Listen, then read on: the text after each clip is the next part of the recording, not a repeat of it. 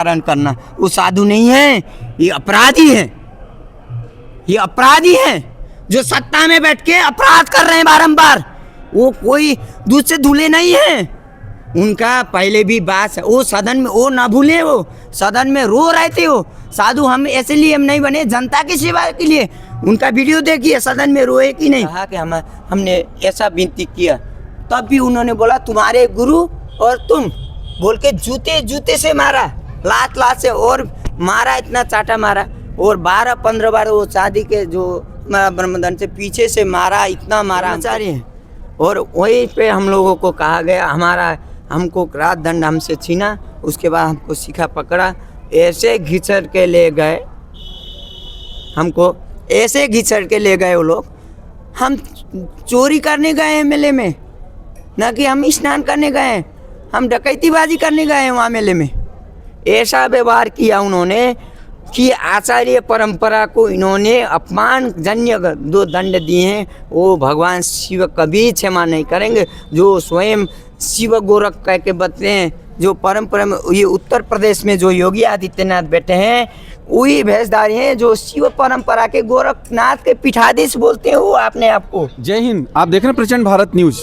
कल मौनी अमावस्या के अवसर पर माघ मेले प्रयागराज में स्वामी अविमुक्त सरानंद सरस्वती जो ज्योतिष पीठ के पीठाधीश्वर हैं, उनके साथ और उनके शिष्यों के साथ, प्रशासन के साथ क्या क्या नोकझोंक हुई, ये महाराज जी के शिष्य हैं जिनके साथ जो घटना हुई वो पूरी बात। महाराज जी क्या नाम है आपका?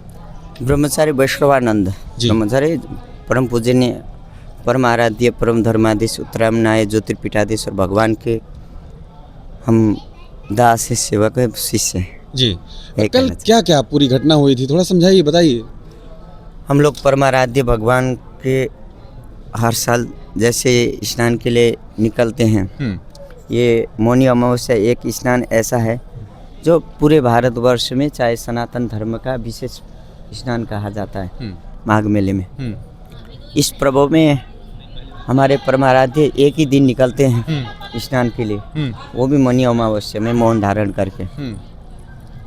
ये क्या ऐसे क्या और लड़ाई झगड़ा क्यों? हम लोग यहाँ से आपको बता रहे हैं, हम लोग गुरुजी ने बोला 3 दिन पहले प्रशासन से आदेश दिया जाए, तो हमारे गुरुजी के जो भी प्रशासन के कार्य देखने वालों ने, उनके परम शिष्य स्वामी जी ने प्रशासन से बात किया।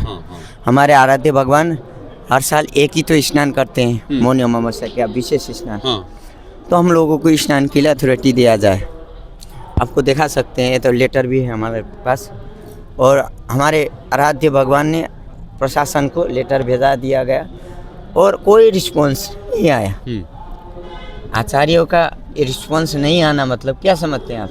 तो उन्होंने बोला हमको वीआईपी दर्शन नहीं चाहिए, हमको वीआईपी स्नान नहीं चाहिए, हम आम जनता के लिए हम भी आम जनता के स्वरूप में हैं। हम आचार्य भले ही, लेकिन हम भी हम परंपरा से एक माता के ही पुत्र हैं, धरती के ही पुत्र हैं। तो उनका ऐसा ये कोई शंकराचार्य, कोई महामंडल से ऐसा कर रहा हो तो देख लीजिए। उन्होंने ऐसा कहा कि हम पैदल यात्रा करेंगे, कितना दूर है, ऐसा करो पालकी ले आओ और आप लोग चलो।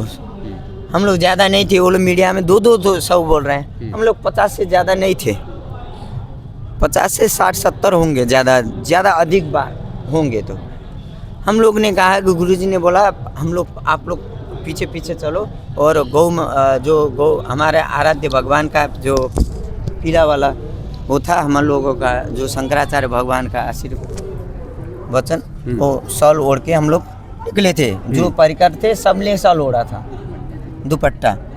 तो गुरुजी ने यहीं से बोला था कि कोई भी जाएगा हमारा परिकर सामने से लगेगी, ये गुरुजी के परिकर हैं। तो हम लोग यहाँ से निकल गए और हमको जो प्रशासन ने हम लोगों को सुविधा दिया है सिक्योरिटी के लिए, परमाराध्य भगवान के लिए, उन्होंने हम लोगों को सामने वो थे, हम लोग पीछे पीछे थे।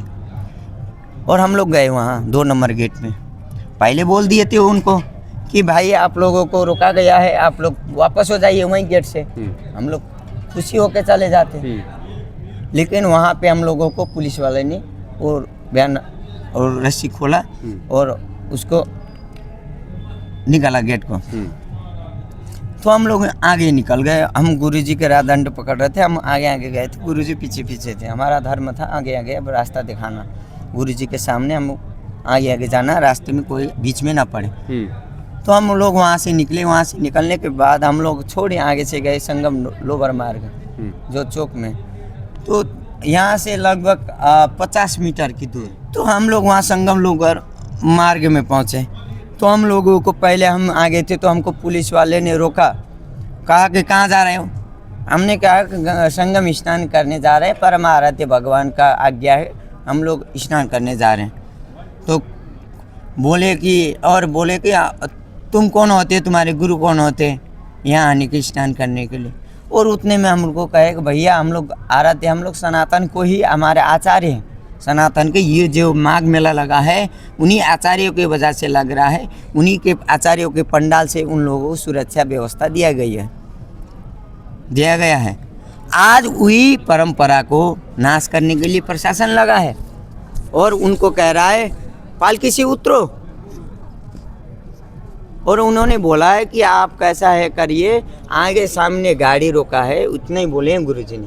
परम आराध्य भगवान ने क्या बोला है, आपका हम लोग लाइन से ही जाएंगे, आपको दिक्कत हो रहा है, भीड़ हो रहा है तो हम लोग लाइन से जाएंगे। तो हम लोगों को जहाँ गाड़ी प्रशासन की गाड़ी खड़ी है, पालकी तो वहाँ ले जाएं, भीड़ भाड़ में पालकी रखने से अच्छा है। उन्होंने बोला, यही बोला है। और उन्होंने क्या बोला, यहीं उतर जाइए। एक सामान्य प्रशासन के अधिकारी होकर हमारे शंकराचार्य आचार्य परंपरा के भगवान स्वरूप विराज पद में गद्दी में बैठे हैं, आज उनको शंकरम शंकराचार्यम केशवम बादरायणम, केशव किसका नाम है, भगवान विष्णु का, भगवान नारायण का नाम है। इन्होंने इनका अपमान नहीं किया, भगवान स्वयं नारायण का अपमान किया है, भगवान स्वयं विष्णु का अपमान किया है, भगवान स्वयं शंकरा शिव साक्षात शिव को अपमान किया इन्होंने। आज कह रहे हैं उसी परंपरा को हम मेले को सुरक्षा करने के लिए ऐसा किए हैं। हमारे आचार्य को व्यवहार ऐसा करना चाहिए उनको। और देखिए हम लोग तो वेदपाठी ब्राह्मण है, आज एक आचार्य के लिए ऐसा सिस्टम बना है। सामान्य बोलिए सामान्य साधु संत कितने बने हैं ये, जिसने वैराग्य 40-50 सालों से वैराग्य जीवन विरक्त जीवन बिताए हैं, उनके लिए क्या सिस्टम बना है इन्होंने प्रशासन ने। वो बोल रहे हैं हमारे आचार्य परम आराध्य परम धर्माधीश को उन्होंने कह रहे हैं पालकी से उतरो। वो कौन होते हैं, भगवान होते हैं, हमारे भगवान रूपी। आप देखिए वेद के पन्ना कहीं लिखा है, कोई आप कानूनी प्रक्रिया से भी देखेंगे, भारत के संविधान बोलता है संत को कोई अपमान नहीं कर सकता है, सभी आचार्य परंपरा को कोई नहीं बैठ सकता है, ये आदेश है। और उसी आचार्य को अपमान कर हमको किया तो हमको कोई दुख नहीं, हमको मारा है, हमारा शरीर को मारेंगे, हमको बर्दाश्त होगा, क्योंकि ये शरीर एक दिन जाना है, मरना है, सबको मरना है। जो मार रहे हैं उनको भी मरना है, जो मार खा रहे हैं वो हमको भी जाना है। जो वीडियो में दिख रहा था कि वो चोटी खींची जा रही थी, वो आप ही हैं? जी बिल्कुल सच। चोटी क्यों खींची जा रही थी आपकी? हमने कहा इतने बोला है। उन्होंने बोला तुम्हारे गुरु, हमने कुछ नहीं कहा। हमने कहा गुरु जी के सामने हमारा फर्ज है, हम यहीं रहते हैं, आपको जो होता है तो हम वापस हो जाते हैं। उतने में वो लोग प्लानिंग था उन लोगों को हमको मारने का, हमारे परम आराध्य को मारने का प्लानिंग था। हम तो पूरा समर्थन के साथ कर सकते हैं, क्योंकि शुरू से अंत तक हम तो वहीं थे। परम आराध्य भगवान के पालकी का जो पकड़ के ऐसे ही से, उसमें हमने कहा कि पालकी मत खींचो, बोले तो उतने में हमारा दंड छीना गया, राजदंड उसको खींचे। उसके बाद हमारा सिक्का पकड़ के हमको वस्त्र सब पकड़ के खींच ले। आप लोगों को देखा होगा वस्त्र पूरा नंगा करके हमको वस्त्र करके मार के हमको अंदर ले गया। हमने बोला हम बैठ जाते हैं, विनती करते हैं भैया हम लोगों ने कुछ गलती किया, किसी को बलात्कार किया है, किसी को मारा है, किसी का चोरी किया है, हमको भगवान स्वरूप आप लोग हमारे बड़े हैं, प्रिय हैं, हम लोग एक सेवा में लगे, हम लोग को इतना कर दीजिए, क्षमा कर दीजिए, हम लोग वापस हो जाते हैं। आपने बोला? लेकिन हमको यही चिंता था हमारे गुरु परम आराध्य जगत गुरु शंकराचार्य भगवान की और गंगा माता और गौ माता का संरक्षण कौन करेगा। हम लोग ये अभियान उठा के, हमारे परम आराध्य ये अभियान उठा के चल रहे, ये गलत था। शंकराचार्य भगवान गौ के लिए ना बोले, शंकराचार्य भगवान गाय गंगा माता के लिए ना बोले, वही शंकराचार्य भगवान है जो गंगा माता के लिए आवाज़ उठाएं, बुलंद आवाज़ उठाएं, जो वेद संरक्षण के लिए आवाज़ उठाएं। ये धारण करने के बाद सनातनियों का ये चूटी देखिए, जिन्होंने ये चूटी पकड़ा है, चिद्रपीणी महामाये दिव्य देव सन्विते तिष्ठ देवी शिखा मध्य, ये चिद्रपीणी माता बैठती हैं, विराजमान होती है। ब्राह्मण का ये वेद पाठी का ये निशानी होता है। सबसे पहले वेद पढ़ने के लिए हम लोग को जनेऊ धारण करना पड़ता है, यज्ञोपवीत होता है। 16 संस्कार उनको पता नहीं है महाराज जी, 16 संस्कार के अंतर यज्ञोपवीत होता है। उसके बाद हम लोगों को आप देखेंगे बच्चा जो अब जन्म होता है उसका नामकरण संस्कार होता है, उसके बाद उसको वेद पढ़ाने या किताब संचालन होता है, वो परंपरा से आता है, गुरु परंपरा से। आज उस परंपरा को नष्ट कर रहे हैं हम लोग। आज हम लोग का चूटी खींच रहे हैं, कल जनेऊ खींचेंगे।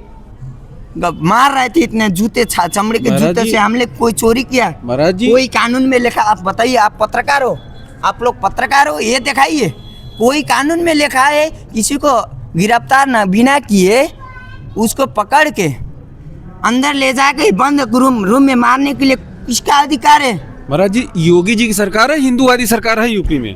अरे योगी होगा अपने लिए, गोरखनाथ के पीठ होंगे, लेकिन अभी तो योगी गोरखनाथ पीठ के सदस्य थे। मैं बताता हूँ आपको। हाँ, मैं बताता हूँ, उनको बहुत मानता था मैं, अपने अभी भी मैं आदरणीय मानता था। हाँ, लेकिन उन्होंने क्या किया, वो पीठाधीश हैं, वो गोरख पीठ से वो गौ माता के संरक्षण में हमारे परम आराध्य धर्माधीश भगवान ने क्या उठाया और कुछ उठाया, उस पक्षवादी हो विपक्षवादी हो, उन्होंने कांग्रेस को बोला, एमआलए को भी बोला है, चाहे नेपाल के विषय में बोला है, कभी बांग्लादेश के विषय में बोलेंगे। वो सनातन के लिए चुप थोड़ी बैठेंगे, वो आचार्य हैं, परम धर्माधीश हैं, वो धर्म के लिए न्यायाधीश हैं।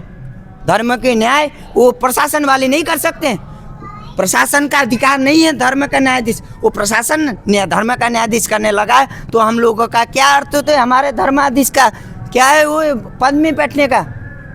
वो तो सदियों शंकराचार्य भगवान शिव ने, आदि गुरु शंकराचार्य भगवान ने स्थापित किया पीठ में बैठ के। आज ऐसा विद्रोह करें, वो पढ़े होंगे, शंकर भाष्य पढ़े, वेद पढ़े, आप क्या आप योगी जी के हिंदू जो युवा वाहिनी, और मैं ये कहता हूँ, इधर सुनिए, मैं हिंदू युवा वाहिनी से विगत 8 साल से जुड़ा हूँ। हाँ, मैं ये कहता हूँ, मैं गोरखनाथ में आता रहता हूँ, तो अभी से नहीं, मेरा ये शरीर जिसने मेरे दिया है, हाँ, माता पिता ने, अब तो छोड़िए विरक्त हो गए हम लोग, हाँ, लेकिन जिसने दिया है वो अवैद्यनाथ जी के मित्र थे। अच्छा, और उनके परंपरा से हम लोग जुड़े हैं।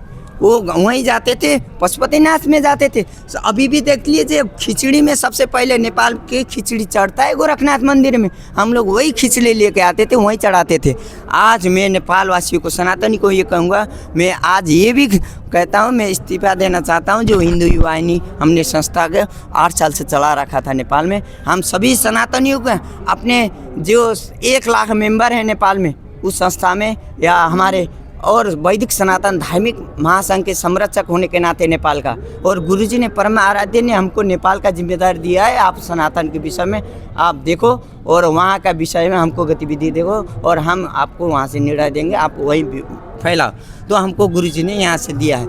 हम शंकराचार्य परंपरा को हम अपने नेपाल में भी निभा रहे हैं। उनको कितने लोग हैं भगवान मान रहे थे, लेकिन कल से इन्होंने ऐसा व्यवहार किया हमारे परम आराध्य भगवान के ऊपर, तो हम अब जो है उनसे यही कहना चाहते हैं, उन्होंने जो अपव्यवहार किया हम लोग साधु संत को, ब्राह्मण को, वेद पाठी ब्राह्मण को, और अब मैं उनको यही कहना चाहता हूँ, वो आए शंकराचार्य भगवान से हाथ जोड़े, माफ़ी मांगे। जो उसने मारा है ना हम लोग को, सनातनी को, वो शक्ति नाम है कुछ का, उसको गंगा माता और हमारे धरती माता, हमारे 33 कोटि देवी देवता कभी माफ़ नहीं करेंगे। जितना दंडी स्वामी को और ब्रह्मचारी को ब्रह्म दोष लगेगा उनको, ऐसा मारे हैं व्यवहार, चमड़े के छाले के जूते से मारे हैं। इतना हमारे आचार्य बच्चे 14 साल के 13 साल के बच्चे को मार लेंगे, ये कोई धर्म होता है? जो पीठाधीश गोरख पीठ में बैठे हैं, वो उनको कोई अधिकार नहीं। अब अपने ऊपर पड़ रहा था,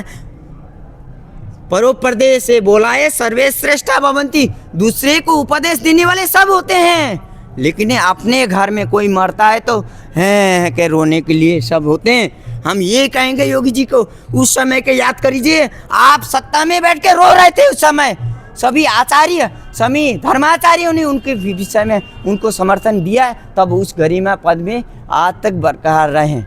लेकिन आज उस धर्म का उल्लंघन मत करिए योगी जी, मैं अभी भी आपको क्षमा मांगता हूँ। हम ब्रह्मचारी होने के नाते आप बड़े हैं हमसे उम्र में, सन्यासी हैं, हम मानते हैं, लेकिन आपने जो अत्याचार किया, अति किया, अब अति नहीं की मत करिए। और आइए आप पूज्य शंकराचार्य भगवान के शरण में, उनसे माफ़ी मांगिए और सभी बटुकों से माफ़ी मांगिए।